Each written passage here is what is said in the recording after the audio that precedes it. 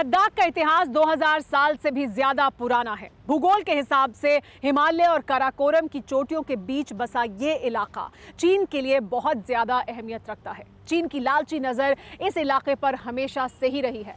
साल 1956 से ही सामरिक लिहाज से अहम लद्दाख के इलाकों पर चीन कब्जा करना चाहता था, लेकिन 15 जून 2020 की रात चीन ने हद ही पार कर दी। गलवान की घाटी में चीनी कायर फौजियों ने भारतीय फौजियों पर धावा बोल दिया। 35 भारतीय जवान बनाम 100 चीनी जवान के बीच युद्ध शुरू हुआ, गुत्थम गुत्था युद्ध। और इस बीच लगातार चीनी गैंग में इजाफा होता गया। लेकिन 5 घंटे की गुत्थम गुत्था युद्ध के बाद चीनी पलटन पूरी तरह से पस्त हो गई। लेकिन चीन की इस हिमाकत ने भारत को अलर्ट कर दिया। टेली सीरीज के इस एपिसोड में देखिए गलवान द गेम चेंजर।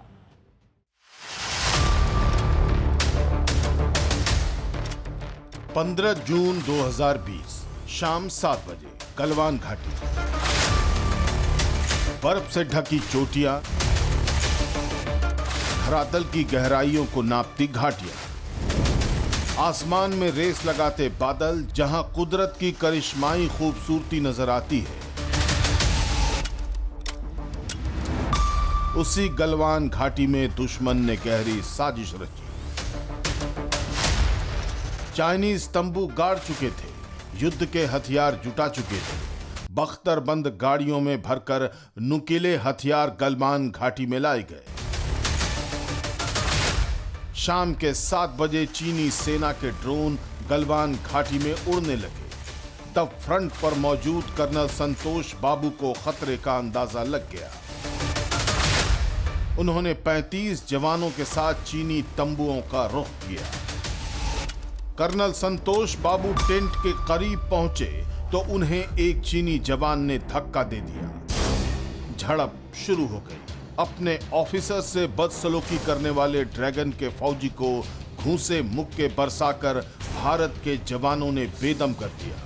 7:30 हुए होंगे कि चीनी फौज का दूसरा दस्ता आधम का। चाइनीज कायरों ने ईंट, पत्थर, नुकीले हथियार चलाने शुरू किए। खूनी संघर्ष शुरू हो गया। गलवान घाटी में चीन के 45 जवान बेमौत मारे गए। हमारे 20 जवान शहीद हुए। हालांकि अपनी इस शर्मनाक हार पर चीन ने चुप्पी साध ली, लेकिन LAC पर 45 साल बाद चीन ने बारूद बरसा दिया। इस बार भिड़ंत पेंगोंग झील के दक्षिणी किनारे पर हुई थी।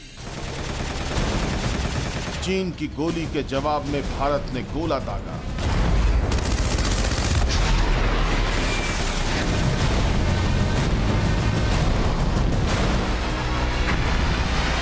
आक्रमणकारी की गर्दन मरोड़ने का मिशन इसी दिन शुरू हो गया, क्योंकि रेड आर्मी वॉर मोड में आ चुकी थी।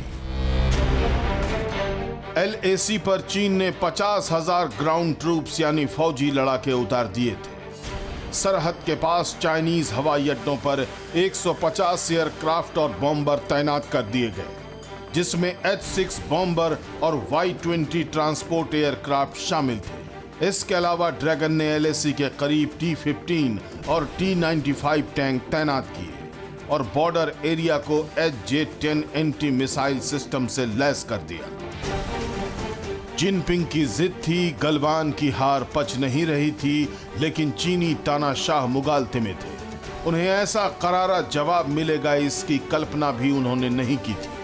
LAC पर चीन की सैन्य तैयारियों के जवाब में भारत ने जिनपिंग को हक्का बक्का कर दिया। सिर्फ लद्दाख में भारतीय सेना के 4 डिवीजन की तैनाती की गई। स्पेशल माउंटेन फोर्स और ब्लैक टॉप फतह करने वाले SFF को फ्रंट पर तैनात किया गया। हॉविट्जर तोपों के साथ T-72 और T-90 टैंकों को लद्दाख के फॉरवर्ड इलाके में तैनात किया गया। BMP को सेंसिटिव एरिया में डिप्लॉय किया गया।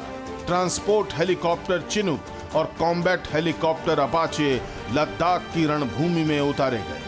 फाइटर जेट सुखोई, MiG-29, तेजस, जगुआर मोर्चे पर भेजे गए। इन सब से ऊपर राफेल को भारतीय वायुसेना ने एक्शन मोड में ला दिया। नेवी का P-8I सर्विलांस एयरक्राफ्ट लगातार लद्दाख में सर्विलांस करने लगा। LAC पर भारत की तैयारी ने चीन के चीथड़े उड़ा दिए। इस बीच सभी अहम चोटियों से भारतीय सेना ने चीनी टट्टुओं को खदेड़ दिया। एक तरफ मोदी सरकार ने चीन पर आर्थिक चाबुक लगाया तो दूसरी तरफ LAC पर चीन की कमर तोड़ दी, गर्दन मरोड़ दी। भारत के इस कदम का दुनिया के कई देशों ने समर्थन किया। अमेरिका तो खुलकर भारत के साथ खड़ा हो गया।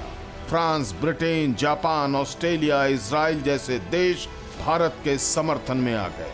गलवान कांड के बाद हिंदुस्तान के तगड़े जवाब ने ड्रैगन की हार का काउंटडाउन शुरू कर दिया।